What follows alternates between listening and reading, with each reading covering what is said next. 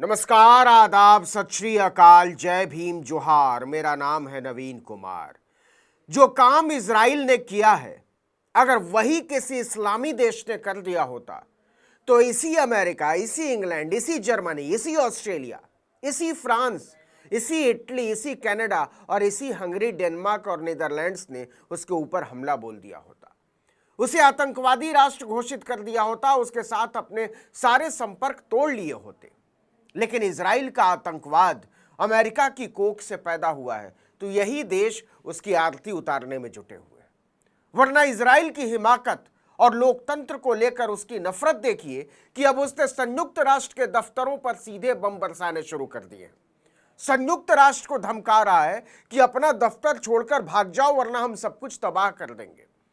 आपको पता ही होगा कि इजराइल लगातार गजा और लेबनान के अलग अलग हिस्सों पर बम बरसा रहा है।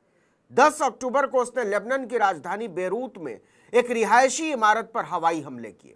लेबनान के स्वास्थ्य मंत्रालय ने बताया कि हमले में 22 लोगों की मौत हो गई, जबकि 177 लोग घायल हुए हैं। यह सेंट्रल बेरूत में इजराइल की अब तक की सबसे बड़ी एयर स्ट्राइक थी। इजराइल का कहना है कि उसका निशाना हिजबुल्लाह के कोऑर्डिनेशन यूनिट का चीफ वाफिक साफा था, लेकिन वो हमले से पहले ही भाग निकला। सच तो यह है कि इजराइल ने पूरी दुनिया को कत्लेआम, दहशतगर्दी और विनाश की खबरों का इतना अभ्यस्त बना दिया है कि इस तरह की कोई भी नई खबर हैरान नहीं करती, सिर्फ सूचना लगती है, गोया यह तो होना ही था। लेकिन संप्रभुता का ढोंग रचने वाला कोई देश अगर संयुक्त राष्ट्र के शिविरों, दफ्तरों और अभियानों पर बम बरसाने लगे तो उसके आतंकी इरादों की पोल खुल जाती है। आपको लग रहा होगा कि यह कैसे संभव है, कोई ऐसा सोच भी कैसे सकता है कि संयुक्त राष्ट्र के किसी शिविर पर, किसी दफ्तर पर, उससे जुड़े किसी कैंप पर बम बरसाया जा सकता है। लेकिन यही इजराइल के पाखंड का सच है। इजराइल तो ऐसा भी नहीं बोल सकता कि उसका निशाना चूक गया या उससे भूल हो गई, क्योंकि आसमानी हमला नहीं था। इजराइल ने टैंक से संयुक्त राष्ट्र की बिल्डिंग पर हमला बोला है। जी हां, सेंट्रल बेरूत की इमारत पर हमले से कुछ ही घंटे पहले इजरायली टैंकों ने दक्षिणी लेबनान की एक इमारत की तरफ निशाना साधा। यह इमारत संयुक्त राष्ट्र की थी। इस इमारत से यूएन पीस कीपिंग फोर्स मतलब संयुक्त राष्ट्र शांति सेना का दफ्तर चलता था। अचानक हुए इस हमले में शांति सेना के 2 सदस्य घायल हो गए। ये दोनों इंडोनेशिया के नागरिक हैं। आपको बता दें कि संयुक्त राष्ट्र शांति सेना की एक टुकड़ी पूरे 46 साल से लेबनान में तैनात है। साल 1978 से लेबनान में तैनात संयुक्त राष्ट्र शांति सेना की टीम यहां खतरों की निगरानी करती है और जरूरत पड़ने पर लोगों को मानवीय सहायता पहुंचाने का काम करती है। पूरी दुनिया इजराइल की इस उदंडता पर हैरान है। संयुक्त राष्ट्र ने एक बयान जारी करके कहा कि इजराइल ने पिछले 24 घंटों में लगातार हमारे बेस को निशाना बनाया, हमारे कई शिविरों पर हमला हुआ है। संयुक्त राष्ट्र ने कहा कि इजरायली सैनिकों ने जानबूझकर हमारे दफ्तर के अलावा यूएनआईएफआईएल के 2 और शिविरों पर गोलियां चलाई। अब जरा कायर इजराइल की अश्लील बर्बरता देखिए। इजरायली सेना ने कहा है कि टैंक से हमला करने से पहले उन्होंने बाकायदा यूएन पीस कीपिंग सदस्यों को सुरक्षित स्थान पर जाने की चेतावनी दी थी। मतलब इजराइल के लिए गाजा पट्टी और संयुक्त राष्ट्र में कोई अंतर नहीं है।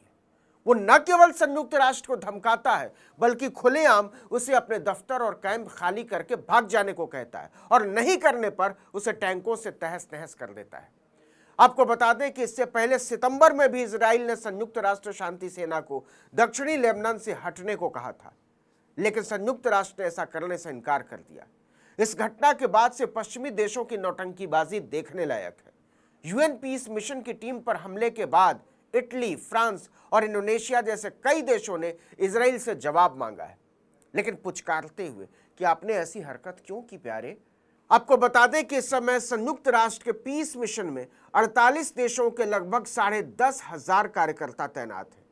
कमाल तो यह है कि भारत के भी 900 पीस कीपर्स दक्षिणी लेबनान की इजराइल सीमा के पास तैनात हैं, लेकिन भारत ने जुबान पर पट्टी बांध रखी है। देखिए कि यूएनआईएफआईएल ने इजराइल के इस हमले की कड़ी निंदा की है। उसके प्रवक्ता ने इसे अंतर्राष्ट्रीय कानून का उल्लंघन करार दिया है और कहा है कि यह संयुक्त राष्ट्र के शांति प्रयासों के खिलाफ है। संयुक्त राष्ट्र महासचिव ने खुद भी इस हमले पर गहरी चिंता जाहिर की है। उन्होंने कहा यह मंजूर करने के लायक नहीं है। जब चारों तरफ से इजराइल की निंदा होने लगी, भर्त्सना होने लगी, तो इजरायली डिफेंस फोर्स ने उसी तरह की बात की जिसकी उम्मीद थी कि उसका लक्ष्य तो हिजबुल्लाह के ठिकानों को निशाना बनाना था, लेकिन गलती से यूएनआईएफआईएल के कार्यालय पर बम जाकर गिर गया। आईडीएफ के प्रवक्ता ने कहा कि इजराइल को यूएनआईएफआईएल के काम का सम्मान है और यह हमला जानबूझकर नहीं किया गया है। वहीं इजरायली सरकार ने कहा कि वो इस घटना की जांच कर रहे हैं और यूएनआईएफआईएल के साथ मिलकर काम करेंगे ताकि इस तरह की घटनाएं भविष्य में ना हो। लेकिन क्या इस पर भरोसा किया जा सकता है? इतना सा भी, रत्ती भर भी?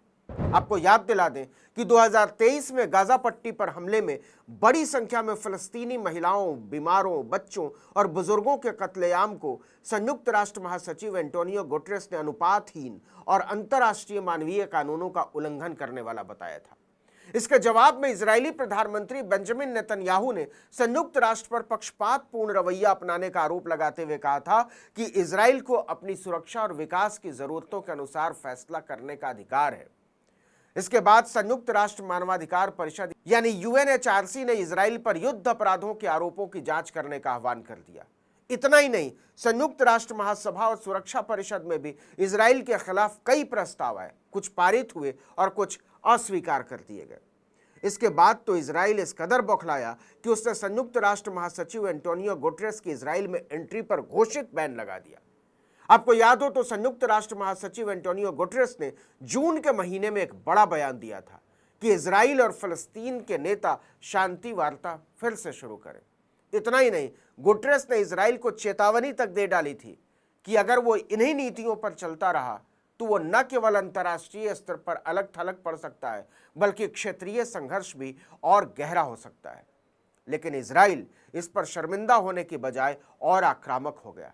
उसका आतंक इस कदर बर्बर हो चुका है कि संयुक्त राष्ट्र के दफ्तर पर डंके की चोट पर सीधा हमला बोलने में भी उससे कोई झिझक नहीं। वो अब ईरान के तेल भंडारों पर हमला बोलने के लिए बौखलाया हुआ है। लेकिन सऊदी अरब, कतर और यूएई जैसे कई खाड़ी देशों ने अमेरिका पर दबाव बना रखा है कि इजराइल को संभालिए, और अगर वो नहीं माना तो इसके बाद जो होगा उसकी जिम्मेदारी आपकी भी होगी। इसके बाद से सन्नाटा पसरा हुआ है। इस वीडियो में इतना ही, लेकिन अगर आपने आर्टिकल 19 इंडिया को अब तक सब्सक्राइब नहीं किया तो फौरन कर दीजिए, बेल आइकॉन दबाइए, घंटी जैसी आकृति लाइक कीजिए और कमेंट करके बताइए हमारा वीडियो आपको कैसा लगा। हमारा ट्विटर हैंडल है article19_India और मेरा ट्विटर हैंडल है नवीन जर्नलिस्ट। नमस्कार।